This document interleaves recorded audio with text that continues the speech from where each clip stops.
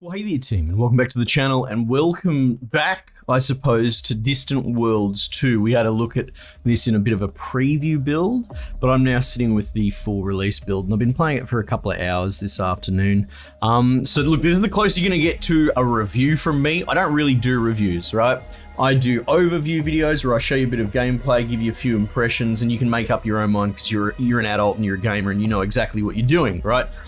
But I went a little bit deeper on this because we've had a little bit of time with it, and it's doing some interesting, unusual things as well. So this is my sort of current save. I'm playing as the human race, and I'm doing okay. Don't let that red number fool you, because the way the economies work in this is very different. You have private, and like my private economy is kind of booming. My public economy. My private is, you know, it's just got maintenance and all that, but it ticks up over time as you do expenses and that sort of thing. It's very different. Very different. Anyway, so let's zoom in. Where's my home planet? I'm pretty sure. Well, you can go to colonies. Here. There it is there. Ancient slave colony. Yeah, I only just got that. Here we go. So this is home. And these are all my like mining stations. That's my other spaceport. All sorts of dudes loitering about. And we've actually colonized all around there. So you can see all the ships cruising around doing their thing. And then go away. And then up here, all of this is happening all over here. It's a very busy game. What is this? Give a gift to this bloke? Fuck it. Why not? Why not? And then we keep going out, and then we're out here, right? So I'm carving up my little part of the galaxy. Now, like I said, this much progress, if it was Stellaris, what, half an hour? This game, hours and hours and hours, all right? This definitely moves at a slower pace, which we covered the earlier game in previous videos. What we might do is, once I show you a little bit more of this save, I'll just start a new mission as a different race or something like that. So, at the core of this game is a very complex simulation that's going on, right? Especially around essentially your private sector and its economy. So all these little ships that are cruising around, that's Third Fleet. That's a little bit different. That's one of my ships. Let's see, what's going on here? What's going on here? Transporting migrants from place to place. That's the name of his ship, the Renegade of Rara. He's a PS TAC 1 tourist ship. You can zoom in and have a look. He's in a bit of a hyper jump at the moment, which we didn't have that for the first hour, so you have to research that technology. The first hour or so of this game, you don't get out of here, you know? So this is going on, and now I've developed a zero tolerance for fucking pirates. That's why my entire screen is constantly red warnings. So we're sort of dealing with that at the moment. In fact, you can sort of see the pirate factions, and there's quite a few, and they're very upset because they all do the same bloody thing and try and strong arm me, and I got to a point where I said get stuffed. Now, my first attempt at playing through this, I told the pirates always to get stuffed first go. Don't do that if you pick this game up. They will dumpster you, especially if you're just following the advisors and automating away, because you won't have a fleet that can defend yourself. What you can do is sort of break off the shackles, do a deal with them. That's what I did with a couple of them, and then I told them to go fucking rope. And so now I've built up my own fleets, and I'm sort of fighting the good fight. All right, let's go through it. Let's go through it because there's some really different stuff going on. Like I said, the civilian economy. This might be the first time you're seeing one of my videos on this. I did one or two previously, but like I said, you can click on here, transporting cargo. Transporting cargo. You can click on it and you can see, what are you transporting? 100 polymer, right? What about this dude? He's transporting carbonite, right? He's probably getting that from my home planet because I know my home planet produces a shit tin of carbonite, right? You can see it there, and then polymer and steel. So you have all these sort of secondary resources, and this isn't as handholdy as, like, I'll mention Stellaris. I love Stellaris, but it's my only real touchstone because I'm not actually that big a 4X guy current day. Because essentially all you've got is your dollars at the top. You don't really have a printout of what's going on with this because there is a pretty clear define in this game between state control and private sector, right? I don't own all the steel. There is steel, these dudes, if they can see a profit in transporting it around, will do so. And because there is this fluctuating market that is in fact demand driven, there will be an appropriate demand for, let's say, every resource, and they will go in and out of rarity. To give you an idea, I don't know if I'll be able to build any because I went absolutely ballistic with my construction ships. But you can see there's my mining ships. See, I can't actually build mining ships. So let's go look at this bloke and watch him go for a drive. And what's he up to? He's off to mine, basically, and you know, he's going on the long, slow journey out. Geez, that's how fast he's going. So it's going to take him a very long time to get out to there. So they're all doing their own thing, but I can't build mining ships. They're a civilian-built ship. Mining locations. Now, I essentially tasked ships to build all these places. So let's go to this mining station here. Oh, we got some lag, baby. Because there's probably... Oh, no, it's just you out here, is it? Okay. What if we go... I'm just guessing now, but okay. They're just doing sort of random bits and bobs. Oh, hang on. I bet you one of these. I've got some serious mining clusters. Oh, yeah. The game's not liking this. Or even the music stopped. Oh, shit. Are we going to crash? Because of the way that this game simulates, I'm expecting my system to shit the bed eventually. But that's sort of the case with some of the... Oh my god, wow, what have I done? Okay, let's just wait and sit and have a chat. So this could be a problem. Oh, this could be a real problem. Uh-oh. Wow. This is my first attempt recording as well. This isn't, you know... Let's give it a chance. But yeah, anyone that's played even like an Anno or something like that, a lot of these colony games that are very quite granular in their simulation, the bigger it gets, the harder it is on your computer. And this is why, because that's one mining station of all these ones that I've built here, right? And if I unpause, watch this. Everyone's busy moving shit around, doing stuff, you know? This is a spaceport here that you can build out of as well, right? And then you'll probably have larger ships coming in and out of here as demand requires it. Yeah, right. Busy. Now, this isn't necessarily overkill. Here you go. Here's this bloke. What's this dude doing?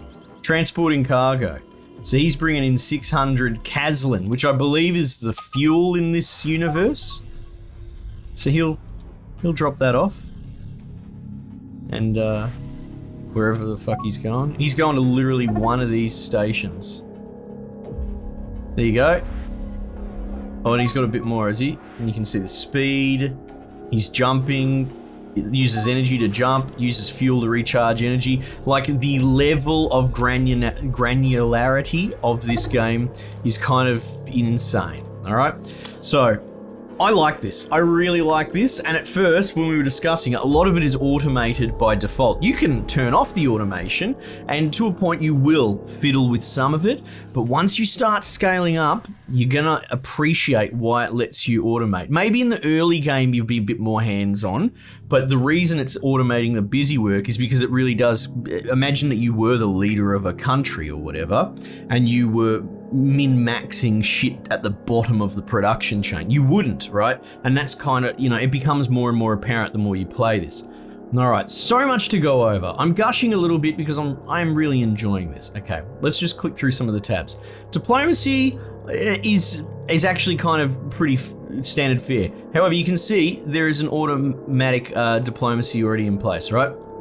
But what you can do to see what there is, you can go ally, or conquer, or undermine. So even though that's manual, you could do that, and the advisor in the game will start saying, hey, maybe we should give this bloke some fucking money or something like that. For example, if we were to jump forward to the colony tab, and there's new colonies here, we have a 0% chance. These are like your city-states from Civ 6, right? So they really like me, you can see, but say we want to butter this bloke up and fold him in, right? You would actually have a diplomatic standing with him. Where is it? I think it's probably through here. Yeah. unless I can Zeldic, where has it gone? Anyway, but you can adjust your diplomatic behavior with this dude. You don't want to send colonization because it won't work yet. And this is just a free planet. This is just a boring old planet. So we could go send a ship there, right? And these guys are ready to colonize, so we'll click that as well. So diplomacy, colonization characters are sort of just, they all automate by default, and they'll go and they will catch a ship to a location like a research station or something like that, or they'll join in with a fleet. So they find their own way around with their own bloody Ubers or taxis, right? There's our colonization, exploration. We've got a bunch of ships on autopilot. The thing is, we are a little bottlenecked with our ability to travel. Like, remember I said we couldn't leave the first system because of travel? We're sort of a little bit boxed in at the moment. Actually, no, that's not true. Look, they're all just automatically exploring lots of different places. These are just things that I found. Let's see.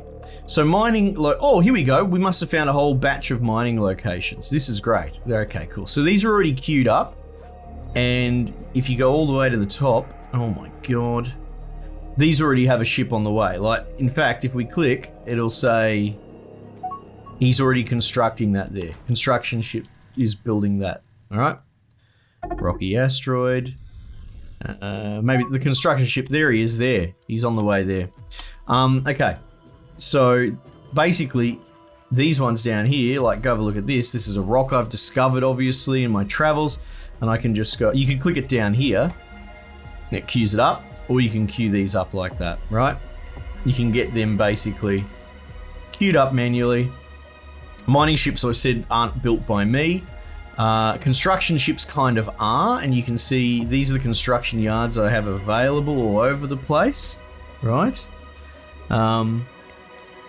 And these are construction ships that I built, and they're sort of automated. And you can see they're all doing something. Some are refueling, some are probably retrofitting. This bloke's idle, but he's not in the construction yard, right? Okay, cool. Research, I pretty much leave on autopilot. If you just leave it, the research tree, which is quite robust, will just auto queue ad infinitum. Sorry, my tongue is feeling fat at the moment.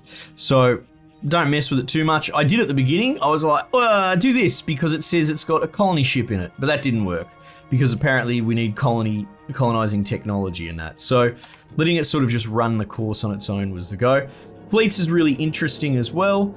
These are my fleets here. They sort of auto build, though you can build them out of a template here. You can say build a new defensive fleet, and we'll say at Ghost Fleet base, right? Like that. You can see there, 9th. That was a bit of a hitch. There it is, the 10th. They're building the 10th, and it's automatically putting some ships in there. And you can fill it up with, you can go top up. But it depends on how much money you have as well. Okay, so there's a little bit of a guide of all the bits and pieces, right? Very granular. Some people are going to yawn and say, no, get fucked, I don't want to play this. Some people are going to sweat and really enjoy it like me, which is really interesting because I like Stellaris, but I certainly don't play it. So, you know, this might bridge the gap for some people. The big thing that you got to remember is that you have the civilian economy and the private economy, right? So this sort of slush, the weirdest comparison I can think of is sort of like the pirate horde from Tropico. I remember it in Tropico too, but I think Tropico, all of them, you're trying to funnel away corrupt money on the back end. That's almost like what this is. It is actual just sort of government spending, and you can see it's generated by colony tax, and then we have sort of state maintenance as well that basically offsets it, right? You can go to this funding tab, which is automated by default, and fiddle with it. Now, because I'm sort of running, I'm kind of running down my state income, you can see I'm not really getting any of this excess overflow, which goes towards increasing your research. So if you are thriving as far as your colonies are earning more through tax than you're spending in maintenance, then you can set it so the overflow goes to, say, research budget and colony growth. Because if you go back here and look at the colonies that I've sort of folded in with my group, you can see a lot of them are running at a loss because they're super underdeveloped. This is obviously my main planet, but they're all really hurting my pocketbook, and that's a big part of why that's going on, because arguably I've expanded too fast, right? But if you go back to funding, you can see that sort of thing there. That's the reserve. So 10% out of it all is going into that 40 grand. That's where that money comes from. Interesting things are, like this is, I've seen that go up to 80 or 90%. This is constantly being regulated by the advisor on automatic, so it's worth letting it do that. But ship maintenance gives you an idea of how much of your entire private government fleet, whatever you want to call it, military, the maintenance serves as sort of a high watermark, right? And you can see there, I'm overspending. I'm spending 17 grand and the game doesn't want me to spend more than 10. And the thing is, if I drop below that, let's say I was only spending 8, the advisor's going to start giving me these green things. And he's going to start saying, build more ships, right? So the advisor is less of a tutorial handhold, but more of a system in place for the limits that you set to nudge you. It's like a work calendar, right? So it's interesting. The advisor is almost a bad name for it. While it is arguably the most correct name for it, the way that we see an advisor in these sort of games normally is, you know, as a tutorial, just feed it to you. And not so much here. You set your constraints, you can leave them on default, but you can massage them. At the beginning, I turned my reserve down to like 1%, so I got more excess overflow because I wasn't doing a lot of government spending, right?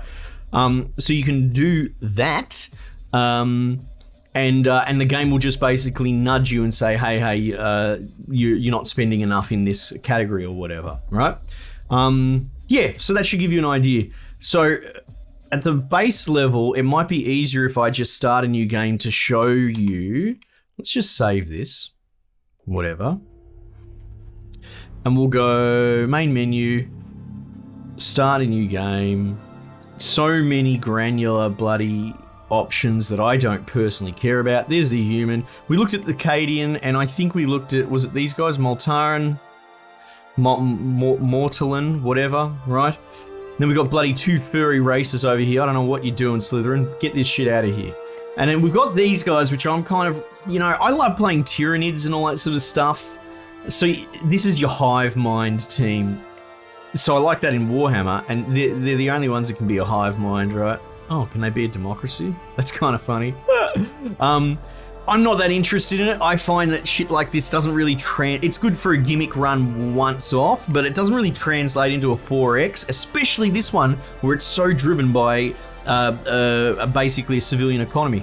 So let's go, I don't know, let's go these bloody frogmen, right? We'll go these dudes. Feudalism. Oh, okay. Whatever, that'll do. Gronk, good. So we'll start out and I'll give you an idea of what we're looking at. But essentially, you have spaceports and oh geez, look at this thing. You have spaceports that you build out of, and colonies sort of have their own default build line as well. And the civilian economy is going to engage with that, and the game has been quite clear that it's not going to tell you what the civilian economy is spending everything on. You can go into here. And you can go down here and see, here's the private cash flow here. So you can see that the private sector is making that money and it's reinvesting it as well. This is all ship maintenance as a whole, colony taxes, private ship building, right? Which arguably is probably all they're really spending. There's fuel, but a lot of it's all about just refueling. That's more about they physically refuel from a space station or whatever. Or mine it for profit. Oh god, where is the... here we go, the resources. Yeah, here you go. You can see, there you go. This, because there's a shortage, the cost goes up and down, right? And this drives the civilian economy. So steel or whatever, I don't know. Say, say, here you go, 0 out of 0 or whatever, but say a Culon. Say we had a Culon way out here. The more... in demand it gets, the more expensive it will become, or more valuable, more profitable, and then the ships, the AI will go, fuck it, we're going to start making runs out to there. And then once it starts getting flooded by too many ships, less will go out, the price will come back down, they'll start making runs. So your entire economy of all of these resources is run by demand, and the price fluctuates around there. So you don't personally engage with this price at all. This is simply there to regulate the AI that is part of the civilian economy. Okay, so where was I? I was talking about the funding. Yeah. So they do their own thing. And if I were to click on here, and you can see here in the building queue, look at this. We literally press start. Did I queue any of these things up? I did not, right? So there's a construction ship being made. Now that might have been me technically. Let's have a look. Ship and base maintenance, shipbuilding. No. Oh, current. There we go, current. That must have been it. Because, again, we're talking about the maintenance threshold. There seems to be one for things like that for your basic infrastructure as well. So your advisor, I think, grabs the reins, maybe. Let's see what's going on here. Small spaceport. Geez, that's already queued up. Exploration ship, small freighter. These are more civilian. Small freighter. Mining ship. Again, like I said before, you can go down here. This is how you manually build ships, right? You can't refit that or anything, but there, all I can build at the beginning is an explorer ship, a space dock, construction ship, and an escort, right? And you can see that, and that is going to come out of my private taxpayer kitty that I'm sitting on here at 16 grand, and it will immediately have a maintenance cost associated with it. So for example, if I go put a construction ship, well, that's not the best example because what's here? Small spaceport. It will squeeze in behind there, I think. It'll go to the front of the queue. So if I go construction ship, oh, maybe it doesn't go. Oh, okay. Maybe they're actually auto state built. So, I'm still working it out. But you can see straight away my maintenance cost has gone down a bit. And if we unpause and speed it up, you can see that the shipbuilding cost must have come out of there. Yeah, okay, so it's automatically docked me some default building expenses to get the ball rolling, essentially. Which is good, because once we get that space dock up, that actually gives us another point of construction, which, like I said, the civilians will grab their bloody ticket, they'll take their money, and they'll get in the queue, and then they'll be queuing up their economy too, right? So this is where you start. You start right down here just with nothing, absolutely nothing. We're already researching early warp drive, which is important. We've discovered these because we probably already have an exploring ship out there looking around. You can see here, right? We don't actually have jump drives or anything, but he's just going around having a look at these bloody asteroids, right? Look at that. And he's spooging some green stuff on it. So what does that mean? Look, discovery. We've discovered this, we've discovered that. So if we go into the mining tab and we go mining locations, the only mining location we have is our home planet, Kyella there, which you can see it has a whole bunch of default resources. Well, specifically Icarus meat and carbonite. Well, you can see them there, right? The new mining locations, that's what we just discovered then, right? So there you go, build mining station, bang, right? And what that will do is task a construction ship to do that. Now, construction yards, this is what my construction yards, we're building a spaceport, which will be a construction yard, and this is a different way to engage with this UI. So you can see down here, this is where we could build ships. You can just as easily build on here. You can click on there to select. So if I click off and I click there, that's one way to get at, and you can see the building queue as well. But if we go construction ships, this one is, they're both under construction. We'll just watch it build, actually. You'll see the percentage go up. Oh, maybe I jumped the queue on it. What's going on here? Why aren't you building? Why aren't you building? Oh, there we go. Off he goes. He's building now. Might have actually been waiting for resources, because this is something else we'll click on. It might be hard to, yeah, you can't really see it. See, it says costs X dollars. It actually costs resources as well, like steel and that, but it's not hitting me up with that because we aren't at a shortage, right? But like when you get to like a colony ship, that requires all sorts of exotic materials. So that's one of the really cool things about this is it's not just dollars and cents, and it's not just steel and that as well. If you don't have enough of fucking argonian or whatever the bloody hell it is of the rare resource, but you might be sitting on the money, you don't have the capacity to build that ship. And you can't just magic it like you would in a normal sort of RTS game, go to the market and press convert, because That you literally don't have that stuff in your empire. More so, you don't even have it available to you directly in the not even the private sector, but in the sort of government sector. That's really cool. Anyway, so you just unpause, let it go. I wonder how our balances are going out here. You can see there, all the freighters trying to queue up. I wonder if I can cancel. There's the spaceport. Where's the... Let's just cancel that. The construction ship that I queued up. New construction ship completed. All right, cool. So we'll be able to see. You can build mining station 1, which is the one that we actually queued up here, and now he's allocated. You can see there. Oh. Look at that, and this, you can't actually build there. I haven't seen that warning before, because that's going to technically be in range of this building, this station that he builds here. So here he is. No, that's the Explorer. Oh, that's an Explorer being built. Okay. Under construction. Where are you? Construction ship. You know what? He's probably actually fueling up. That's a shame that we didn't catch that. He's on the move now. So even when they get built, they have to... Yeah, here we go. I think he's fueling up still.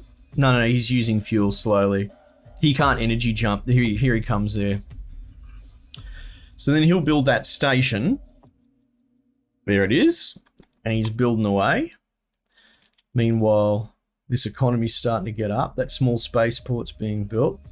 Can I cancel that? Cancel that. Mining ship. There we go. I don't suppose I can... Oh, I can.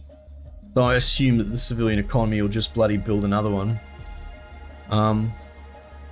Once that spaceport builds, it'll be interesting. Yeah, so these are civilian ships. So once that mining ship's built, he's going to come out here and do his own bloody thing and cruise around and deliver. And then the freighters are going to move all his gear around too.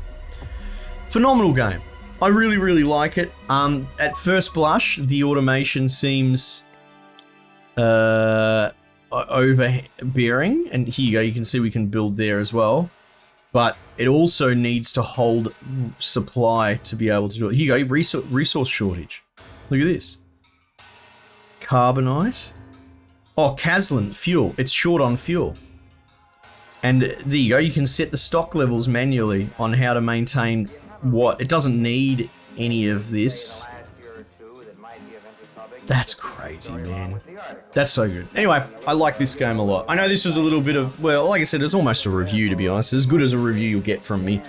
A lot of moving parts, and I figured out a lot of it. Will it be your sort of game? Well, that's for you to decide, but I think I've explained it fairly well. I really, really like it, I do. But it could well be one of those sit here and just watch it play itself for 4 hours kind of game, you know? But... who's complaining? Not me. Alright team, enough of that. Let me know what you think. Might just leave it there for the time being and I'll catch you guys on the next one.